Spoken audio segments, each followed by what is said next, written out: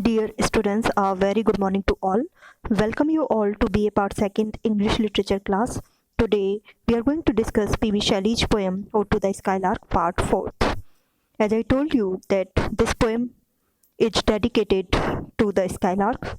The skylark flies in the golden sunshine during the evening. It is not merely a bird but a spirit of the ethereal world. It rises from the earth like an imprisoned flame. Its smoke dissolves into the cloud. Owing to the setting sun, the clouds on the horizon become very bright. The skylark still keeps flying higher and higher. It is invisible like the stars in daylight, but the poet hears its song of joy. The shrill notes of the bird are as sharp as the rays of the moon. When the sun rises, the moon becomes invisible. Similarly, the bird soars so high in the sky that it becomes invisible, but her sweet song is heard. The poet compares the music of the skylark to the music of several other objects of nature. The song of the bird is sweeter than that of the rains. It is more impressive than the rainbow. Just as a glowworm makes the air luminous, the skylark showers its melody on the earth. The rose spreads its fragrance with the breeze. The same breeze carries the music of the skylark to the different objects of the world. The music of the skylark is superior to the songs sung in the praise of love and wine, the lyrics of victory, and the poems composed in praise of kings and princes. The poet wants to know the source of the skylark's inspiring songs. ये कविता जो है वो skylark पक्षी को dedicate की गई है, उसके लिए लिखी गई है। स्काईलार्क पक्षी संध्या की सुनहरी सूर्य की रोशनी में उड़ता है। वह मात्र एक पक्षी ही नहीं है, किंतु वह ईश्वरीय संसार की एक आत्मा है। वह पृथ्वी से एक बंद लपट के समान ऊपर उठती है, धुआं बादलों में बदल जाता है। सूर्य के अस्त होने के पश्चात वो दिखाई नहीं देता है। क्षितिज में बादल तीव्रता से चमकते हैं। लावा पक्षी आकाश में ऊंचा उड़ता जाता है। सूर्य की रोशनी में जिस तरह तारे अदृश्य हो जाते हैं और दिखाई नहीं देते, किंतु फिर भी स्काईलार्क जो कि दिखाई नहीं दे रहा है, उसकी आवाज़ को, उसके आनंदमय गीत को कभी सुन सकता है। उसकी आवाज़ चंद्रमा की तेज किरणों के समान है। जब सूर्य उगता है, चंद्रमा अदृश्य हो जाता है। इसी तरह चिड़िया इतनी ऊंची उड़ती है कि आकाश में अदृश्य हो जाती है, किंतु उसका मधुर संगीत सुनाई देता है। कभी स्काईलार्क पक्षी के संगीत की तुलना प्रकृति की अन्य वस्तुओं के संगीत से करता है। इसका गीत वर्षा के गीत से अधिक मधुर है, इंद्रधनुष से अधिक प्रभावशाली है। जिस तरह फायरफ्लाई यानी जुगनू वातावरण को जगमग कर देते हैं, स्काईलार्क पक्षी भी हवा में मधुरता बिखेर देता है। गुलाब हवा के साथ अपनी मधुर सुगंध बिखेरता है, वहीं हवा में जब ये स्काईलार्क पक्षी बहुत ऊंचे आसमान में उड़ता है तो अपनी मधुर आवाज़ की संगीत से पूरे संसार को आपूरित कर देता है। बहुत सारे गीत लिखे जाते हैं बहुत लोगों की प्रशंसा में, लेकिन स्काईलार्क पक्षी का गीत उन सभी से कहीं अधिक महत्वपूर्ण है, कहीं अधिक प्रभावित करने वाला है। So let us now come to the fourth part of this poem. Teach us, spirit और bird, what sweet thoughts are thine. I have never heard praise of love or wine that panted forth a flood of rapture so divine. Teach us. The poet thinks that he can learn the music from the skylark. Teach us. Us means general human beings. Spirit or bird. Whether you are a spirit or a bird, the doubt of the poet whether the skylark is a bird or a spirit has not yet been removed, as he says in the first stanza.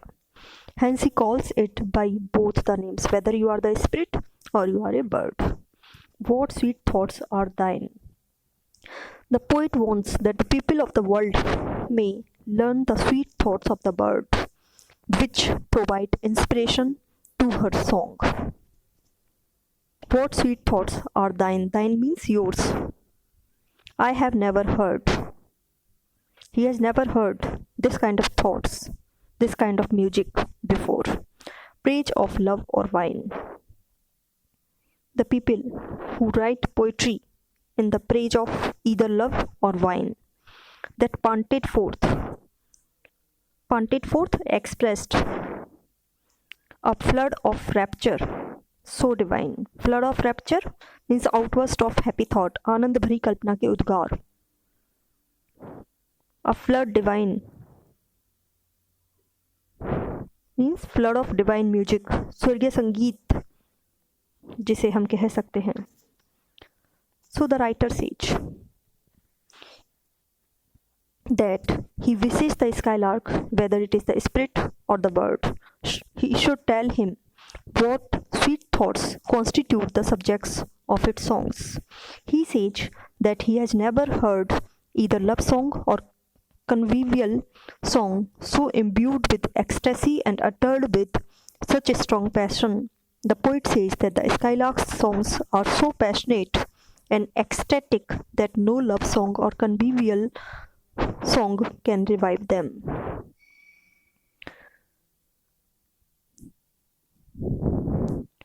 He says what it exactly is we cannot say. That is, no marriage ode, no song of victory can be so sweet, so passionate as the Skylark's song. कवि कहता है कि skylark पक्षी, चाहे वह पक्षी है या फिर कोई आत्मा है, उसे अपने मधुर गानों के भाव बता दे. वह कहता है कि उसने कोई प्रेम गीत इतने तीव्र भावों से भरा हुआ नहीं सुना है. कवि कहता है कि ये पक्षी, स्काईलार्क पक्षी का गाना इतनी तीव्र भावनाओं और उल्लास से पूर्ण होता है जितना कि कोई भी प्रेम गीत नहीं हो सकता है. कई बार वो इस पक्षी के गीत की तुलना विवाह के गीत या विजय के उल्लास भरे गीतों से भी करता है, लेकिन स्काईलार्क पक्षी के गीत के आगे ये सभी गीत व्यर्थ लगते हैं. अगेन ही सेज कोरस हाइमेनियल और ट्रायम्फल chant massed with thine would be all but an empty want, a thing wherein we feel there is some hidden want. Chorus hymeneal. Chorus hymeneal means wedding songs, vivah geet. Triumphal chant, victory songs, the songs which are sung in the victory, for the victory of someone, to celebrate the victory of someone. Or triumphal chant. Chant means songs. Massed with thine would be all. Massed compared to, when they will be compared with your song, but an empty want. The song in praise of marriage or victory appears to be mere idle boast, but an empty want, a thing wherein we feel there is some hidden want. Hidden want? The song in praise of marriage or victory appears to be mere idle boast.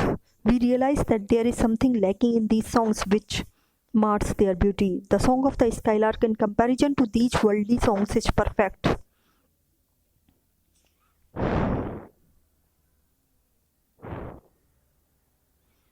So the poet says that if the songs of the Skylark can be compared with the songs of marriage, with the songs of victory, they are utterly worthless. They are of no use. We feel that they are like things having some secret defect in them. What it exactly is, we cannot say. That is, no marriage ode, no song of victory can be so sweet, so passionate as the Skylark song. Chorus hymeneal means wedding songs. तो कभी कहता है कि यदि हम इस skylark पक्षी के गाने की तुलना किसी भी विवाह के गीत या विजय और के उल्लास भरे हुए गीतों से करें, तो वे सब गीत इस पक्षी के गीत के आगे व्यर्थ लगते हैं. हमें ऐसे लगता है कि इन गानों में कोई खराबी है, और ये गाने वास्तव में क्या हैं हम कह नहीं सकते. कवि के कहने का तात्पर्य है कि विवाह से संबंधित गीत या कोई भी विजय गीत इतना उल्लासमय और मीठा नहीं हो सकता जितना कि स्काईलार्क पक्षी के गाने का होता है. So let us come to the next stanza. What objects are the fountains of thy happy strain? What fields or waves or mountains? What shapes of sky or plain? What love of thine own kind? What ignorance of pain? What objects? Objects, things, are the fountains. Fountains, source of inspiration. What are the sources of inspiration for your song? Of thy happy strain. Thy means your, happy strain, joyful and pleasant music of the skylark. The poet wants to know the sources which inspire the song of the skylark. What fields or waves or mountains? Whether it is through the fields through which he walks, whether it is the waves of the water or the mountains themselves, which create such happy notes for the skylark. What shapes of sky or plain?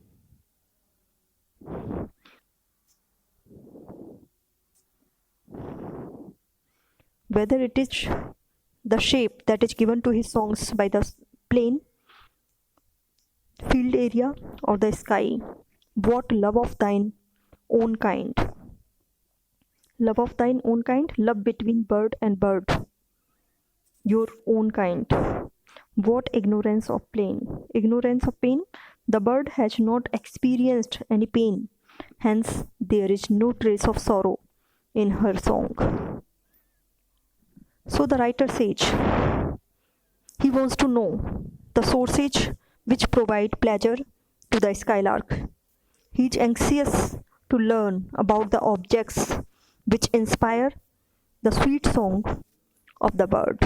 He asks the bird whether they are the field or the mountains or the waves of the sea, whether they have shapes and faces like the people of heaven and earth.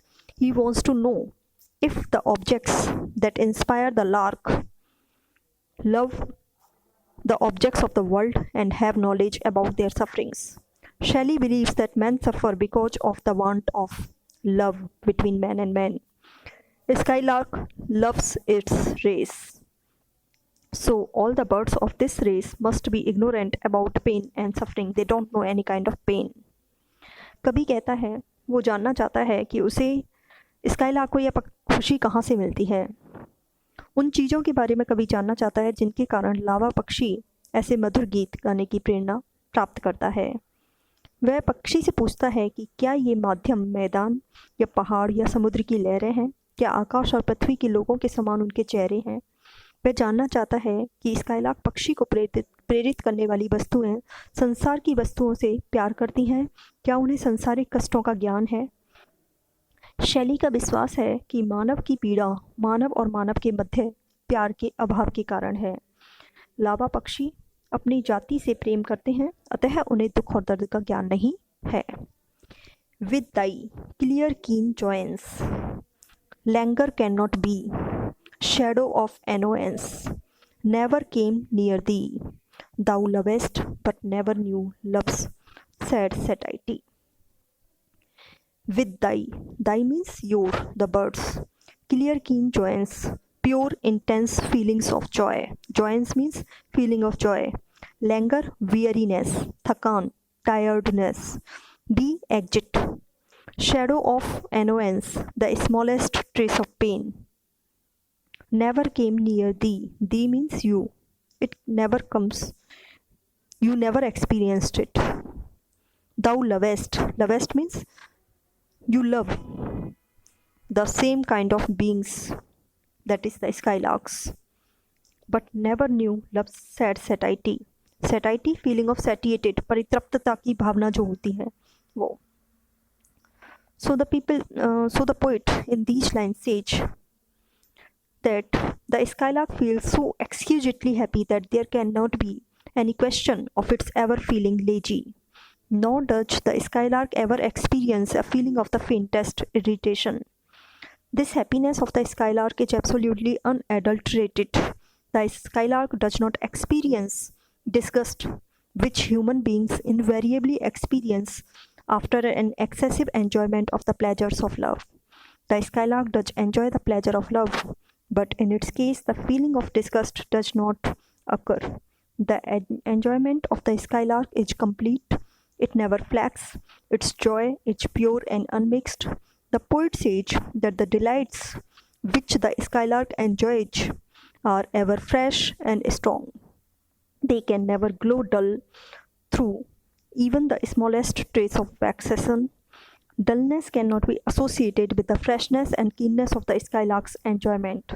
The skylark indulges in love but never to such an excess as to grow weary of its experience of its object. कवि कहता है कि skylark पक्षी जो है वो उसकी किसी खुशी में किसी भी तरह की कोई मिलावट नहीं है, कोई गंदगी नहीं है, वह एकदम स्वच्छ है। स्काईलार्क के मधुर गान में इसीलिए दुख का कोई अंश मात्र भी नहीं होता, जबकि मनुष्य जीवन में प्यार का पूरा आनंद प्राप्त करने के पश्चात भी दुखों से उनका जीवन भरा हुआ है। स्काईलार्क के प्यार में कोई धोखा या मिलावट नहीं है, इसलिए स्काईलार्क को निराशा का एहसास नहीं होता है। स्काईलार्क पक्षी का जीवन आनंदपूर्ण है, ये कभी कम नहीं होता। उसका आनंद विशुद्ध है, किसी प्रकार का कोई मिश्रण नहीं है। कवि कहता है कि जो आनंद स्काईलार्क पक्षी उठाता है वह सदैव ताजगी से भरपूर और तीव्र है, किसी प्रकार का दुख मिश्रित नहीं है, इसीलिए उसके आनंद में कभी कमी नहीं आती है। That's why he can sing such a melodious song, which is not possible for all the human beings. Thank you all. The remaining part of this poem we will continue in the next lecture.